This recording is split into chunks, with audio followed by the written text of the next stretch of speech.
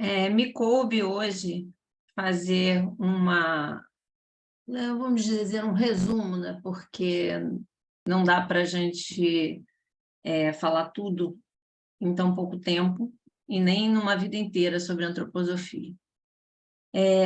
Mas me coube falar um pouco sobre a visão da antroposofia, né? A visão do ser humano pela antroposofia. A antroposofia, né? Ela já pelo nome já diz, né, que antropos é o humano, né? E Sofia, sabedoria, conhecimento. Então, quando Steiner, né, propôs a antroposofia, né, no início do século XX, ele como filósofo e educador, ele já pensava em justamente que a gente tivesse um olhar do ser humano e da relação que esse ser humano teria com o universo, com a natureza, com todas as conexões, né, que a gente vê, mas a gente não se atenta para isso. Então, vou começar aqui a compartilhar, porque Steiner ele queria que a antroposofia ela se desenvolvesse e permanecesse além dele mesmo. Está compartilhando?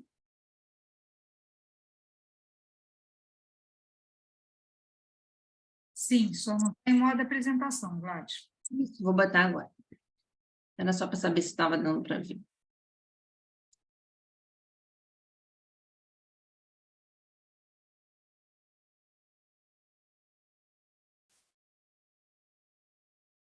Bom, então, deixa eu só tirar aqui um pouquinho das nossas carinhas para poder ver. A visão desse ser humano em relação ao mundo, à natureza, né, e a tudo que a gente tem ao redor. Como o Steiner ele se baseou muito na tradução das obras de Goethe, e Goethe sugeria essa observação atenta da natureza, para a gente descobrir os mistérios, né, do mundo, e a gente conseguir perceber algo além do que estava aqui presente no material. Ele definiu, né, como ele se formou com ciências exatas, o Steiner, né? Ele fez mestrado, fez doutorado, e ele era um cientista, né? Mas ele queria ver essa conexão do homem e traduzir isso em coisas que não fossem materiais. Ele sabia que existia alguma coisa além do que a gente via materialmente. Então, ele definiu a antroposofia como um link entre a ciência e a espiritualidade. Espiritualidade não no sentido religioso, mas no sentido de ser algo além, extrasensorial, extramaterial, né? Alguma coisa além do que a gente via materialmente. E por isso é uma ciência espiritual, a gente definiria como ciência espiritual. Então, quando a gente coloca a antroposofia, ela é uma visão mais ampliada do ser humano, um modo de ver mais ampliado do ser humano e de todas as coisas. É um convite para a gente se flexibilizar e deixar de lado os nossos preconceitos, tá? Pensar para pontos de vista diferentes e desenvolver um verdadeiro interesse, tanto pelo ser humano como pela própria natureza, e a gente começar a observar os processos, os fenômenos que acontecem.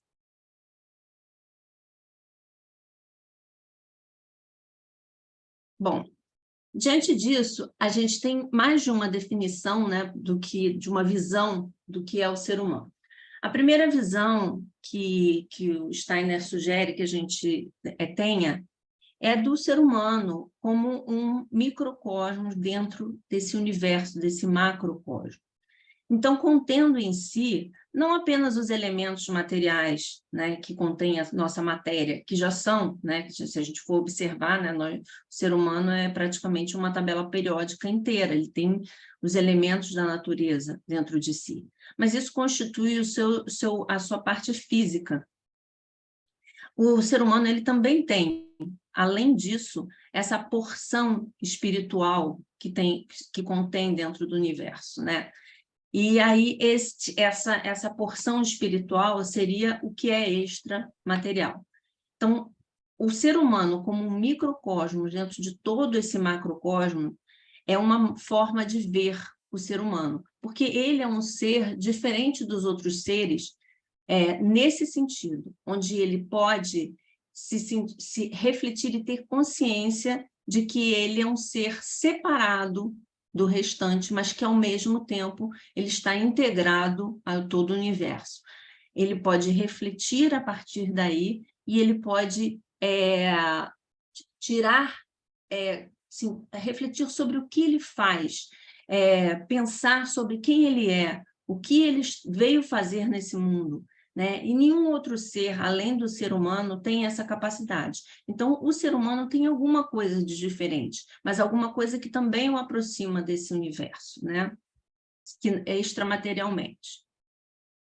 Então, ele representa um pequeno mundo, né? Um microcosmos diante desse macrocosmo, e contém em si, além de todas as leis do mundo, físicas e químicas, ele contém também todos os mistérios do mundo, aquilo que a gente que não conhece, que é o oculto, né? Entre aspas. Então, a gente poderia começar por uma visão quaternária do ser humano. O ser humano seria definido dentro da antroposofia como tendo 4 organizações, ou 4 corpos, né? Como a gente poderia dizer. Uma organização física que nos aproxima do reino mineral, ou seja, o ser humano ele tem dentro de si todos os reinos, tá? Ele tem uma conexão com todos os reinos. A sua organização física, né, o que nós temos no nosso corpo físico, ele está em relação ao nosso reino mineral, tá? Ele é estático, ele está submetido às leis químicas e às leis físicas do mundo, e ele tem em comum o reino mineral. A nossa organização vital, ou o nosso corpo astral, né, como também é denominado dentro da antroposofia, ele tem semelhança com o nosso reino vegetal, ou seja, temos um corpo material, mas esse corpo material ele não fica inerte. Por quê? Porque ele tem dentro de si alguma coisa a mais, que é essa energia vital, de vida. E, a partir daí, ele consegue crescer, se reproduzir, né? E sair, vencer até as leis físicas. Porque, por exemplo, um vegetal, se você for observar na natureza, e aí entra novamente a gente observando a natureza, porque Steiner não queria que nós acreditássemos em tudo cegamente. Ele não queria que a gente tivesse misticismo, no sentido de, falam que é assim, é assim. Ele queria que nós observássemos a natureza e inferíssemos a partir daí, observássemos o que nós temos ao redor e começáramos a questionar o que nós temos ao redor. Então, essas observações são muito importantes para essa conexão da ciência com o espiritual. E, então, assim, a energia vital, ela faz com que a planta cresça. Apesar da força da gravidade que puxa para baixo, ela consegue crescer, ela consegue se reproduzir, né? Então, é uma energia que anima um corpo inanimado, né? Um corpo físico inanimado. E ela está em íntimo contato dentro do nosso organismo, porque a partir do momento que a gente morre, né? E que essa energia vital se esvai, aí nós temos só o corpo inerte. E aí ele se submete às leis da natureza, que são de decomposição, e vai virar pó e se unir ao pó que a Terra e a todos os elementos que a Terra tem. A organização anímica, né, que seria o que a gente tem em comum com o reino animal, seria o nosso corpo astral, né? Então, nós temos a organização vital, que é o nosso corpo etérico, que eu acho que eu falei até o corpo astral, por engano, é o corpo etérico, e temos a organização anímica, que é o nosso corpo astral, que tem em comum o reino animal. Essa organização anímica é onde nós temos os nossos sentimentos, né? Então, onde nós temos a nossa vitalidade, é onde a gente tem mais vida e energia, e onde a gente tem mais saúde. Quando a gente entra no campo das emoções, a gente percebe que é o campo que mais nos adoece, né? São as nossas emoções desequilibradas.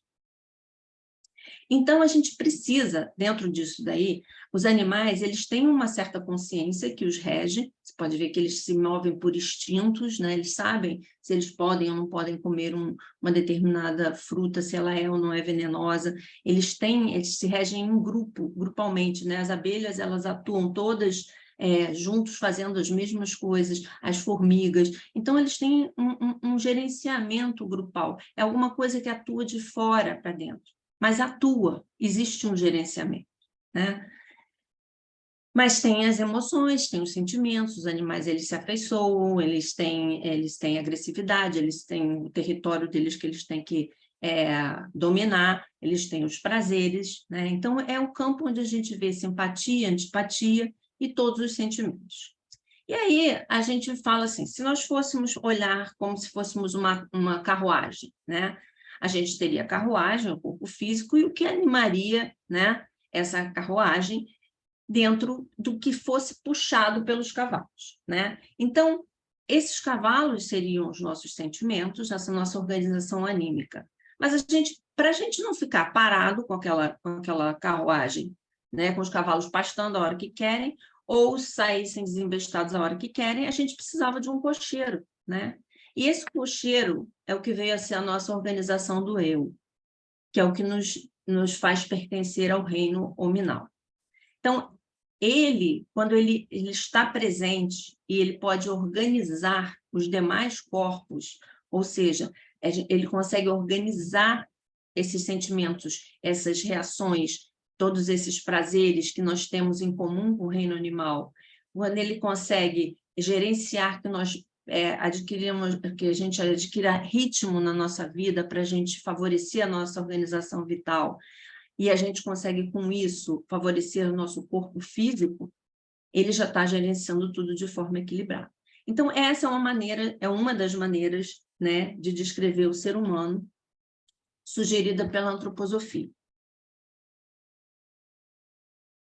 Então, o que nos torna realmente humanos é esse eu espiritual.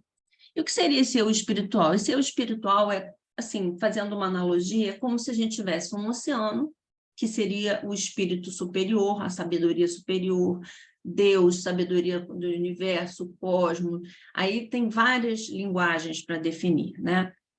E a gente pegasse um pouquinho desse eu superior todo, que tem o oceano, e colocasse dentro do copo. O copo somos nós. Esse euzinho, essa porção de eu superior, entra dentro de nós. Então, a partir do momento que nós temos esse eu espiritual, nós temos um pouco dessa sabedoria dentro da gente, a gente consegue se reconectar.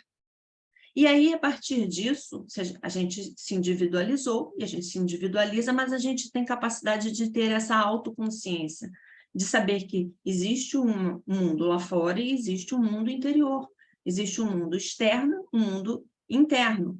E a partir daí, a gente consegue perceber esses contrastes, essas polaridades e fazer as nossas escolhas. E a partir das nossas escolhas, a gente consegue mudar o nosso destino e ter o que a gente chama que é o único que tem dentro dos seres que tem a liberdade, é o ser humano. Tá? Porque, como eu falei, todo esse gerenciamento nos outros reinos vem de fora para dentro. E no ser humano, ele tem um pouquinho desse gerenciamento dentro de si, então ele consegue se autogerenciar, se auto-redescobrir. E aí, a partir daí, tomar as suas escolhas e ter essa liberdade. Então, né, já várias crenças já falam, né, que você não pode viver uma ilusão de que o Deus está fora e que você tem que buscá-lo. É como Steiner dizia que a época dos mestres, onde os mestres vêm nos dizer o que fazemos, o que devemos fazer, isso daí já passou, até porque nós temos que continuar desenvolvendo o nosso eu interior. E, para isso, a gente precisa escolher o nosso caminho. A gente pode até se mirar nos exemplos, mas quem vai ter que descobrir qual é o nosso propósito, qual é a nossa missão, o que nós viemos fazer aqui e refletir a partir daí, somos nós mesmos. Tá? Então, não tem um mestre, um Deus a ser buscado fora. A gente tem que entender que esse Deusinho está dentro de nós e que nós precisamos praticar. O que a gente, os animais, eles seguem isso tudo. E é muito fácil, porque a gente tem uma conexão com esse reino animal e é muito mais fácil a gente ficar ali parado, sem fazer nada, esperando que alguma coisa gerencie nossa vida. Mas não é a partir daí que nós vamos nos desenvolver e nos reconectar com esse eu superior, é a partir de perceber que nós gerenciamos a nossa vida, nos responsabilizarmos pelas coisas que fazemos, pelas coisas que falamos, pelas coisas que sentimos e gerenciar isso tudo. Ou seja, tomar consciência de que nós somos o cocheiro da nossa carruagem. E tomar consciência, segundo Steiner, nós estamos na época da era da consciência, né, da alma da consciência, a gente precisa tomar essa consciência. Uma vez que você já toma consciência, às vezes você não precisa fazer mais nada. Isso você já está colocando um degrau para o seu desenvolvimento. Tomar a consciência do que existe dentro de você. Né? E o Steiner ele queria que a antroposofia fosse além dele justamente por isso, porque a gente não pode achar que, né, um bom mestre, né, quando ele passa algum conhecimento, ele não quer ser endeusado por isso. Ele quer que as pessoas saiam dali refletindo sobre si mesmas e não pensando em quem está ensinando, mas conseguindo aprender a se autoeducar. E aí, quando a gente fala, né, a gente tem vários exemplos, né, práticos sobre isso, e Jacques Lussiran, ele já falava que o eu é aquele que faz com que as nossas forças interiores sejam suficientemente grandes para compensar a falta de coisas. Então, nós estamos diante de um mundo onde a gente lida com milhões de desafios. E o que é o nosso esteio? O que é a nossa base, né? Para a gente não se perder nesse mundo, para a gente não deixar os cavalos saírem desinvestados, para a gente compreender que nós temos esses cavalos dentro de nós, que nós temos todas essas coisas dentro de nós e que nós temos que aprender a lidar, não só com o mundo lá fora, mas com o mundo aqui dentro, que às vezes é muito mais difícil de lidar do que com o mundo lá fora. E a gente se distrai com as coisas lá fora porque é difícil a gente reconhecer esse mundo de dentro e aprender a lidar com ele. Mas na hora que a coisa aperta, é essa base, essa certeza de que nós somos alguma coisa além do que nosso corpo físico e do que as nossas emoções é que faz com que a gente consiga se desenvolver, crescer e passar por todos esses desafios, né? Então, Jacques Lussiran, ele sofreu um acidente que deixou cego aos 8 anos de idade. Ele viveu na época da França, né, onde, quando a Alemanha invadiu a França, o Hitler invadiu a França, e ele fez parte dessa resistência, né, francesa. Ele tinha pais que seguiam a antroposofia, e muitas vezes ele fala que foi esse eu que fez com que ele passasse por todos os desafios que ele teve que enfrentar. A gente também tem a história do James Stockdale, né, que era um piloto americano que, em 1965, participou da Guerra dos Estados Unidos com a Coreia, e ele foi capturado. Tá? O avião dele caiu, ele foi capturado e ele ficou 7 anos preso, né, sofrendo torturas. E aí ele fala que ele, durante uma aula que ele teve, um professor dele de filosofia deu um livro para eles falando sobre esse propósito, né, que a gente tem que ter, esse propósito espiritual, esse propósito moral. Moral no sentido não de cultura, mas moral no sentido de ética, né? E ele falou assim, poxa, o que um piloto, né, o que um militar vai fazer com um livro de filosofia, né? Mas quando ele estava no navio, né, no porta-aviões, da onde ele seria lançado, ele ficou ali muito tempo, ele começou a ler o livro. E ele começou a reconhecer um monte de coisas dentro dele, daquilo que era falado. E isso fortaleceu de uma forma que ele disse que o que sustentou ele vivo e para passar por esses 7 anos de prisão foi justamente essa consciência de entender que ele era o propósito dele, que era ele quem decidia se ele ia ser destruído ou se ele ia ser livre. Né? Ele controlava isso a partir do momento que ele era responsável pelo que ele fazia, pelo que ele escolhia, pelo que ele dizia, e aí ele decidia minimizar ou não o que estava fora. Então, aquela coisa de você chegar, isso aconteceu comigo, eu sou um desgraçado, e se fixar nessas coisas como se isso fosse maior do que você, vai fazer com que você não resista, né? O Aaron Antonovsky, ele propôs a questão da salutogênese, quando ele fez um estudo trabalhando justamente com as pessoas que sobreviveram dos campos de concentração. E ele quis perceber o que elas tinham em comum. E ele percebeu isso, que elas tinham essa resiliência de saber que o que estava acontecendo com elas, se eles não tinham controle, né, pelo que está acontecendo com a gente, se a gente não tem controle, a gente pelo menos sabe controlar como a gente reage a isso. A gente consegue controlar as nossas, como a gente recebe isso e o que a gente faz com o que nos acontece. Tá? Então, é aquilo de a gente pode sofrer muitas dores, mas passar a ficar se vitimizando, sofrendo eternamente sobre isso, aí é a nossa escolha, essa é a nossa liberdade. A nossa liberdade não passa porque a gente for reparar, a natureza ela tem a sua forma de se reequilibrar. E quando a gente vê que aconteceu alguma coisa conosco, uma perda, uma doença, alguma coisa que aconteceu, se a gente tiver essa certeza de que existe essa sabedoria e de que a gente precisa passar por aquilo naquele momento e que a gente vai fazer o melhor que a gente pode e lidar da melhor maneira com isso, com ainda feliz e com bom humor, né? Aceitando de que aquilo ali vai fazer a gente crescer, porque só quando a gente tem os atritos, né, é que a gente cresce, a gente se lapida, né? Então, quando a gente percebe isso, a gente se conecta com esse nosso eu superior, com esse nosso ser humano que existe. E é aí que ele vai fazer com que a gente consiga sobreviver. Então, essa resiliência estava presente em todos os sobreviventes do campo de concentração.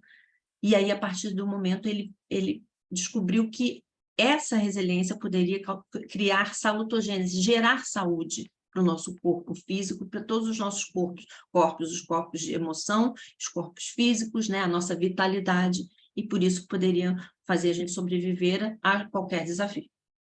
Então, a gente ainda está se desenvolvendo em relação a isso, mas a gente tem essa capacidade.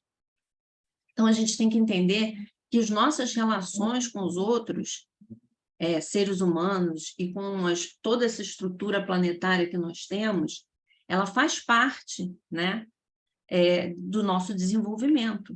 E tudo que a gente faz aqui, então a nossa missão, o nosso propósito, vai influenciar, conscientemente ou não, né, o que a gente faz conosco mesmo e com o planeta. Por isso que eu falo, quando a gente começa a se desenvolver internamente, a se educar internamente, a forma com que a gente lida com as pessoas e com o mundo vê como consequência. Quando a gente começa a lapidar as nossas relações, entender, né, como é que a gente lida interna e externamente, com a gente mesmo, com o outro, a gente consegue seguir isso que é o propósito de ser um ser humano, de ser humano. Tá? Então, é dentro dessa visão que o Steiner quer que a gente comece a atuar, a gente comece a agir, né, nesse mundo. Então, a gente percebe que essa época, né, dos grandes mestres que tinham que se isolar para poder adquirir esse conhecimento todo espiritual e tudo mais, isso foi uma época. Assim como houve a época do homem das cavernas, houve a época dos homens, dos grandes guerreiros, dos bravos guerreiros, e que toda essa humanidade ela vem se desenvolvendo desde então. Né? E que hoje em dia a gente precisa aprender a evoluir, a se reconectar e a se religar com essa vida espiritual maior, esses propósitos maiores, aqui mesmo, lidando com os desafios que nos apresentam e lidando com os outros seres humanos. Né? Então, eu acho muito bonito isso que se fala, que a vida não nos dá a ninguém. Então, a gente não pode nem sentir o outro como uma propriedade nossa. Né? A vida nos empresta pessoas para nos ensinarem alguma coisa, tá? E aí vai ser através da dor ou através do amor. Todos nós vamos ser alunos e professores uns dos outros. E é isso que a gente tem que receber com gratidão. as coisas que, às vezes falo assim, poxa, aquela pessoa é desagradável, ela fala coisa assim, aí a gente para e vê assim, isso é a história dela. O que eu vou fazer com isso é a minha história. Por que isso está se apresentando para mim? Será que eu também não preciso aprender a lidar com aquele meu ser colérico que vai rebater o que o outro faz? Por que o outro diz ou o que o outro faz me atinge tanto? E aí começa a refletir sobre si, porque a gente só tem realmente comando, né, sobre a nossa carruagem. A carruagem do outro é a biografia do outro e é o destino do outro. Então, a nova forma de ver também o ser humano seria numa estrutura ternária, onde nós teríamos o pensar, o sentir e o querer. O pensar nessa nossa parte neurosensorial, o sentir fazendo essa interseção entre o pensar e o agir, e o nosso agir estando no sistema metabólico locomotor. Então, sistema rítmico, sistema neurosensorial e no abdômen e nos membros, o sistema metabólico motor. E esse sistema nervoso, por onde nós temos, se você for reparar, a maioria dos nossos órgãos de sentido está localizado aqui, é por onde o mundo nos penetra. Então, a gente recebe todas as imagens, todas as sensações, todas as impressões externas e coloca para dentro de nós, dentro desse nosso mundo interno, tá? Então, quando isso nos penetra, a gente tem que ver o que nós vamos fazer com isso. Ele já virou nosso mundo interno. E aí nós passamos a... É por isso que é muito difícil a gente achar que a gente conhece o outro, porque cada um de nós é um mundo diferente. É um mundo de experiências diferentes, é um mundo de lidar de maneira diferente com o que a gente recebe do mundo. O sentir é onde a gente consegue trocar com o mundo. Porque essa interseção, essa respiração, se for parar para ver, essa respiração é o quê? Bota o ar para dentro, espelha o ar. Bota o ar para dentro, espelha o ar. É um sistema rítmico, tem o coração, temos o pulmão, e essa troca com o mundo, a base para os sentimentos, tá? Então, aqui a base dos pensamentos, aqui a base dos sentimentos. E o nosso agir?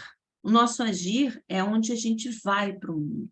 A partir daquilo que a gente trouxe do mundo, a gente criou um mundo interno, a gente sentiu a respeito e a gente coloca no mundo, através dos nossos membros, do nosso abdômen, nossa vontade, nosso querer, né? Então, é a ação, é onde a gente vai para o mundo.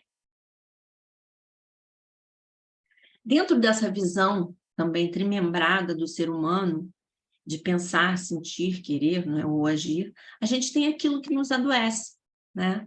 Então, dentro do nosso pensar, essa dúvida de como a gente se identifica, se a gente se identifica com o nosso corpo, com aquilo que é transitório, porque o nosso corpo, quando a gente nasce, a gente não sabe que vai morrer, é uma certeza. Então, a gente sabe que o nosso corpo, ele é transitório.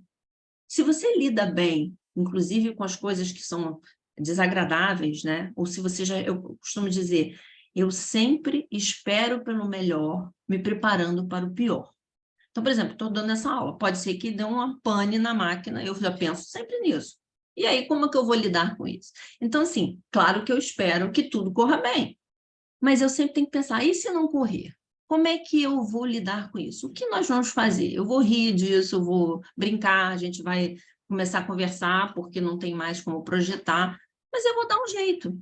Então, quando a coisa acontece dessa forma, a gente já está mais ou menos preparado para isso. Então, é importante que a gente saiba metabolizar aquilo que a gente vem e pense que nas coisas transitórias, para as coisas transitórias do mundo, vai sempre ter uma saída, né? Se você entrou numa fria, a gente até fala, né? Entrou pelo cano, o cano ele tem uma entrada e uma saída, vai sair de algum jeito, né? E nada é para sempre, nem as coisas boas e nem as coisas ruins. Então, a gente tem que começar a parar para refletir sobre isso e como a gente lida com isso. Então, quando a gente está no nosso pensar, a dúvida é o que mais nos adoece. A dúvida de quem somos, né? A dúvida se vamos poder passar pelas coisas ruins da nossa vida. E aí é onde nós fazemos muito o juízo, os preconceitos. Ou seja, você recebe do mundo, aí você vê uma pessoa ali, ela toma uma atitude. Você já faz, aquela pessoa ali, ela não é uma... uma boa pessoa, ela fez aquilo ali por alguma coisa, ou então eu não gostei muito do jeito daquela pessoa. E aí já vem o preconceito, porque você já viveu as suas experiências e você às vezes já conheceu uma pessoa que agiu daquela forma que você não gostou, então você já acha que ela agiu daquela forma que você não vai gostar daquela pessoa. Então, assim, aqui, se você tiver essas dúvidas e esses juízos e preconceitos, você adoece, tá? No seu ritmo, você adoece pela raiva e pelo ódio, e pelas polaridades, porque as polaridades elas são necessárias. Para você ter um equilíbrio, você precisa, para você ter consciência, você precisa ter as polaridades. Saber que você tem escolhas, senão você não seria um ser humano. Né? O ser animal, ele não tem escolhas, ele segue os seus instintos. Principalmente se você for olhar os animais selvagens dentro da natureza mesmo, né? Eles seguem os instintos. Agora, nós não, nós tomamos consciência dessas polaridades e nós podemos escolher para onde nós vamos. Então, se você tem aquela sua vozinha, né, que é muito mais, fala muito mais alto, de, eu estou com preguiça, eu quero procrastinar, eu não quero fazer, eu estou com raiva, aquilo é ruim, não sei o quê. Se você escolhe ficar nessa sombra, tudo bem, é uma escolha. Mas você sabe que tem a outra escolha, né? Onde como eu vou lidar com isso? Eu estou com muita raiva? Estou. Posso botar para fora? Posso. Mas eu tenho uma maneira de equilibrar isso dentro dessa polaridade do que eu sinto, de amor e ódio, de simpatia e antipatia.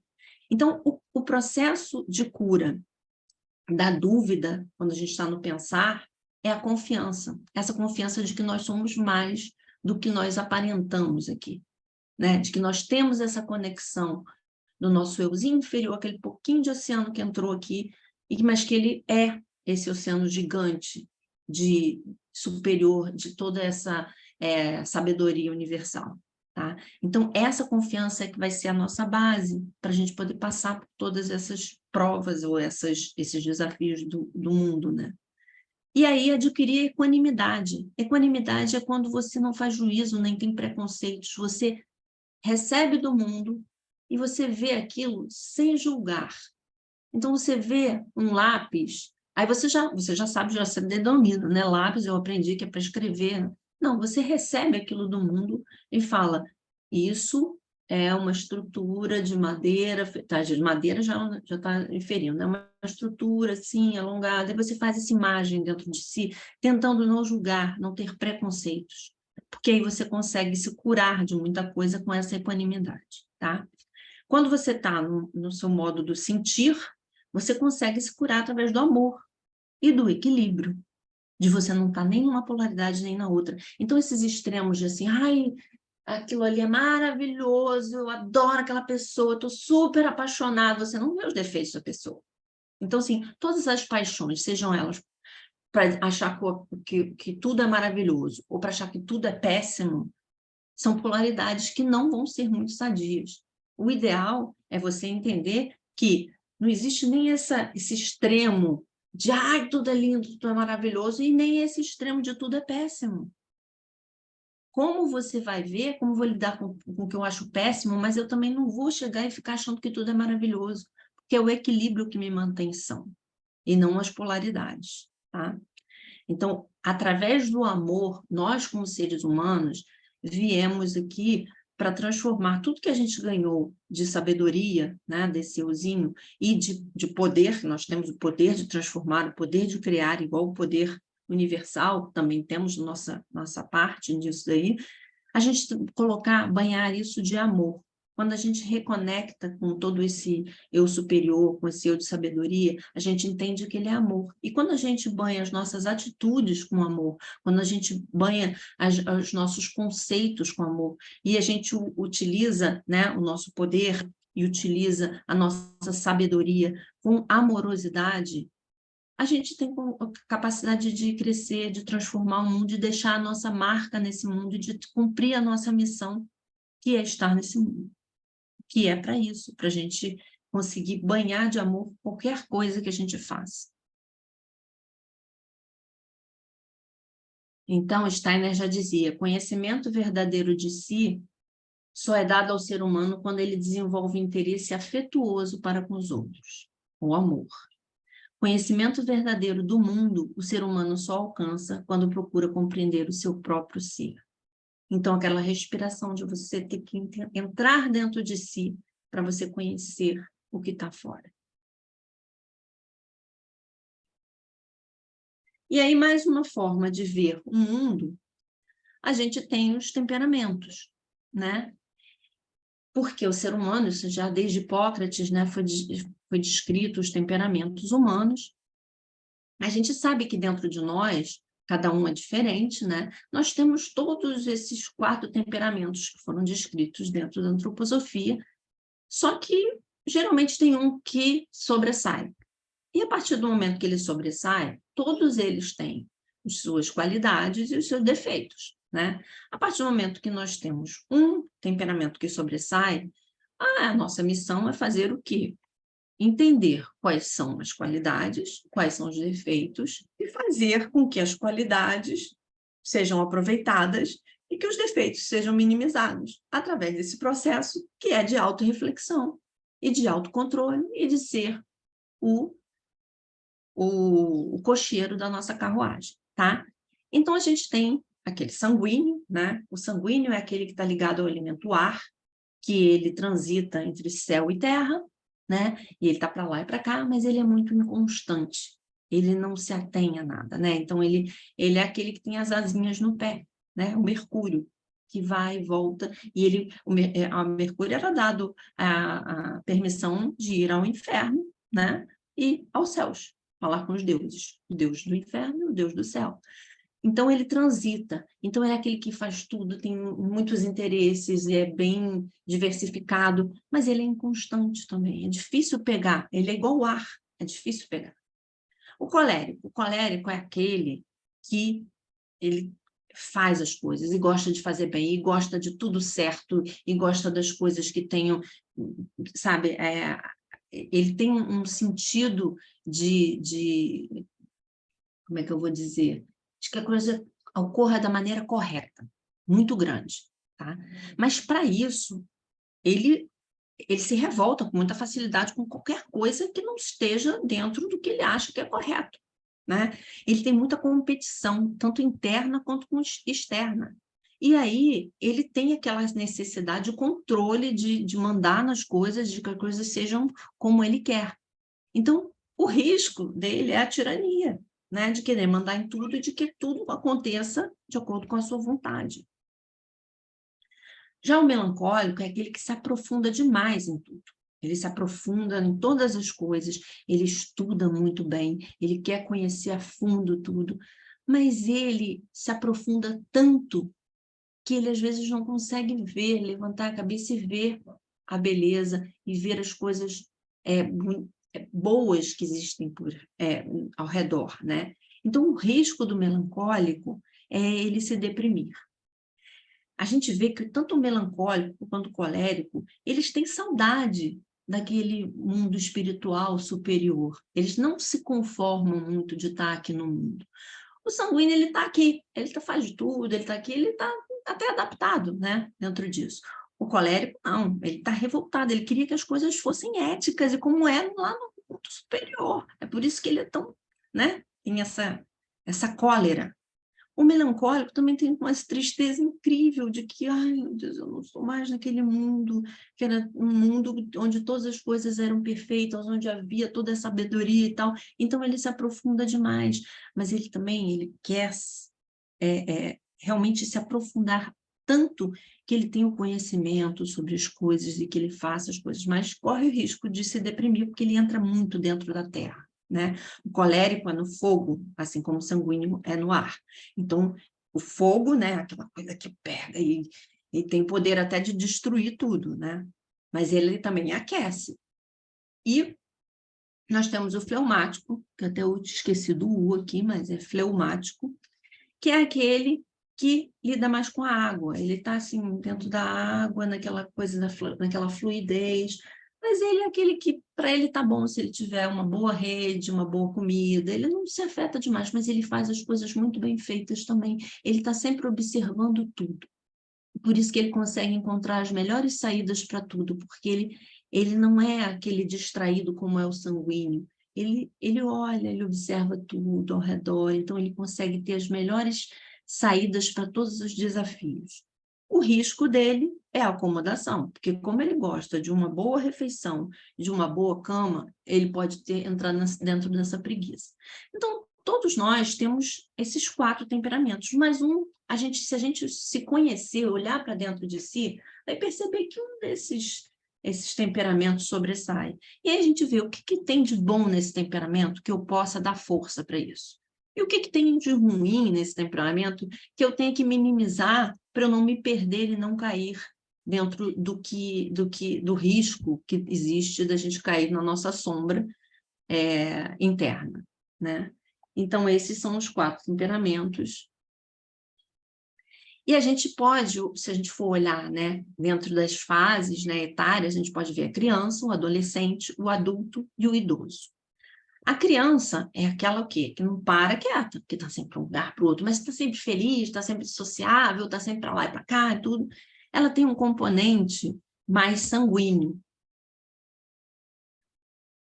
O colérico é o adolescente, é aquele que reage a tudo e quer os princípios, que hoje em dia eles falam muito, né, do que é politicamente correto, e isso, e aquela reação, aqueles extremos, né, de ou é tudo ou é nada, ou é tudo bom ou é tudo ruim, né? Então, ele tem ele é uma representação, o adolescente é uma representação do colérico.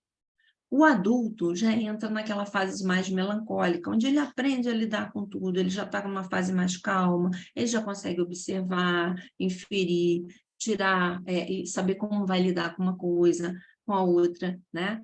Então, mas ele se aprofunda mais, né? E aí ele entra ele é mais um representante da melancolia, porque a gente já consegue, vocês podem ver que aquela correria, né, da juventude, tudo, a gente já começa a pensar assim, vamos mais nos aprofundar no que eu quero, o que eu gosto, vamos nos conhecer, e aí começa a buscar os caminhos, né? Isso é já do melancólico, ele estuda muito, ele se aprofunda em tudo, né? Então, a gente entra na fase de adulta mais com uma característica melancólica.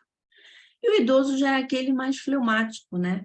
Que ele já está meio que se espiritualizando, né? Os ossos ficam leves, a gente tem até osteoporose, né? Com muita facilidade, porque ele já está se desligando do corpo físico. Então, ele quer ficar mais na paz dele, o corpo físico dele quer ficar fleumático, não quer fazer muito esforço, ele quer ter o esforço dele é aqui dentro, não é mais no físico, né? Então, ele tem aquela postura mais fleumática, mas justamente como eu falei, ele observa mais as coisas e consegue tirar de si muito do bom. Então, tem uma frase que o Steiner usava que define bem isso, né? A gente deveria estudar como um melancólico, que se aprofunda com tudo, não é esse conhecimento superficial que tem hoje em dia. A gente devia se interessar pelo mundo como um sanguíneo, que também vê tudo, que transita por todas as coisas, que é um empolgado, que é sociável. A gente devia fazer as coisas como um colérico, que briga para que as coisas sejam feitas de modo correto, né? Ele faz, ele realiza, é um realizador. E enfrentar as vicissitudes da vida como um fleumático, que é aquele que aprende a viver. Ele observa tudo, ele sabe como é que ele vai lidar, e de maneira calma, sem sair da sua tranquilidade, sem sair daquela... Ele não entra na agitação do mundo para isso, e nem na tristeza do melancólico, e nem na cólera do colérico, tá? Então, isso define bem um pouco do que cada temperamento pode nos trazer. Os 2 desafios principais em relação ao temperamento é tomar consciência deles e equilibrá-los, tá? E aqui eu deixo com vocês algumas frases do Steiner, né? A nossa mais elevada tarefa deve ser a de formar seres humanos livres, que sejam capazes de, por si mesmos, encontrar propósito e direção para suas vidas. Então, não somos nós que vamos dar propósito para ninguém. Mas se a gente puder plantar uma semente dentro de cada pessoa para que ela encontre o seu propósito, a sua direção, a sua missão, a gente já vai estar realizando um pouco do nosso propósito e da nossa missão. E para isso, a gente tem que reservar momentos de calma interior, e aprender nesses momentos a discernir o que realmente é essencial do que não é essencial. Tá? Então, esse é um resumo do que seria o ser humano dentro da antroposofia, falando um pouco superficialmente de cada coisa. Vou parar de compartilhar aqui. Se tiver alguma dúvida, alguma pergunta, algum comentário, agora a gente fica livre, a gente tem uns 10 minutinhos para isso, né, Lui? Eu acho que, como, assim, a gente pode até, quem quiser, perguntar diretamente, né? A gente vai vendo a ordem, se houver alguém que queira fazer perguntas. No Face não tem ninguém. Nossa, todo mundo está pensando em si mesmo ou então...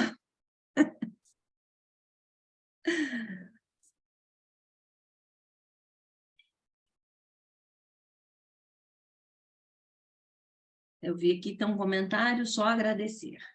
Só agradecer. Uma maravilhosa explanação. Explanação. É como a gente fala, né? É um pitaco, é aquele aperitivo para a gente conhecer, né? Por isso que a gente tem que... Essa nossa formação antroposófica, ela é um caminho. O que é bonito da antroposofia? É porque ela vai ordenando. Todos nós lemos um monte de coisas. Se todos nós estamos aqui, nós estamos buscando algum caminho diferente, né? E já lemos várias coisas. A antroposofia, como o Steiner, ele bebia também de todas essas fontes, ele conseguiu ordenar tudo de uma forma onde ele consegue abarcar muitas coisas. Por isso que na palestra da Elo, ela colocou, né, em tantas áreas onde a antroposofia pode ser, se vocês quiserem ver a palestra dela, né, no Face, ela colocou todas as áreas onde a antroposofia pode ser aplicada, né? E aqui me coube falar do ser humano, então, em todas as coisas que nós podemos fazer dentro de nós mesmos para nos reconhecer como seres humanos e aprendermos a lidar com o que nos aparece. As palestras vão estar, digamos assim, disponibilizadas tanto no Face, mas também no YouTube, a BMA Rio de Janeiro, tá? A BMA RJ. Esse, assim, link, a BMA RJ, né? Então, elas vão ser colocadas lá também. No Face, agora mesmo acabou aqui, já vai o link. Quem quiser, só passar o link para alguém, pronto. Já pode ver na hora, tá? E a gente está... estamos com uma turma de formação do curso básico, né? E esse curso básico, quando terminar, vai continuar como curso médico, e a gente pretende abrir outra turma de formação no ano que vem, né? A partir de março. Então, quem quiser procurar, a gente também tem um site da BMA-RJ, ele tem muitas informações, tem muitos esclarecimentos, tem frases, tem coisas que a gente pode buscar, né? Tem palestras. Deixa eu mostrar, então, já que... Bom, essas são as próximas palestras, né, que nem eu falei no início. Agora, em maio, ainda tem o Dr. Michel Iari, sobre medicina de família. Em junho, sou eu, que vou falar um pouco sobre a biografia humana e a aplicação dela no mundo atual, né? Depois tem, ficou em cima aqui, Olhar para a Criança a partir da Antroposofia, com Luiz Henrique. Ele é de Minas, ele é excelente também, ele é professor de Alba, tudo isso, e também é conselhador biográfico. Depois, O Caminho Interior do Médico, do Terapeuta, com o nosso querido amigo parceiro Tavares. E, por fim não, né? Em julho, teremos, então, o Dr. Cláudio Teles, com Ansiedade e Depressão, sob a visão da antroposofia. E virão outras palestras além dessas, essas são as que já estão agendadas, né? Mas terão outras também, sempre com essa finalidade da gente difundir, falar sobre antroposofia, levar a antroposofia para as pessoas. E se vocês conhecerem alguém que possa ter interesse, né, traz para ver as palestras, vem para participar, né? E aí, então, em março de 24, nós teríamos, então, mais uma turma aberta, né? Sempre tem o site com todas as informações direitinho lá, a turma, etc. e tal. Tem o nosso Insta e tem o Facebook também. Então, dessa forma, e fora isso, os contatos da BMA, em que a gente está sempre à disposição de vocês e de quem queira, né? É isso. Bom, acho que... É isso, gente. Vamos nos conhecer a nós mesmos, né? e a antroposofia é um caminho. Eu acho que já são 8h24, né? Já está tarde, então, assim, acho que a gente pode encerrar por aqui, né? Então, gente, assim, muito obrigada, Gladys, foi ótima a sua palestra, acho que foi bem, digamos assim, esclarecedora e trouxe os aspectos bem interessantes, né? Está todo mundo aqui agradecendo, muito obrigada, gratidão, etc. E muito obrigada por tudo, e muito obrigada a cada um de vocês por estarem aqui com a gente, por estarem junto, né? Fazendo juntando essa egrégora, fazendo parte desse movimento da antroposofia, que é tão importante para os tempos atuais, né? Então, muito obrigada a todas, e uma ótima noite, um maravilhoso final de semana para todo mundo, tá bom?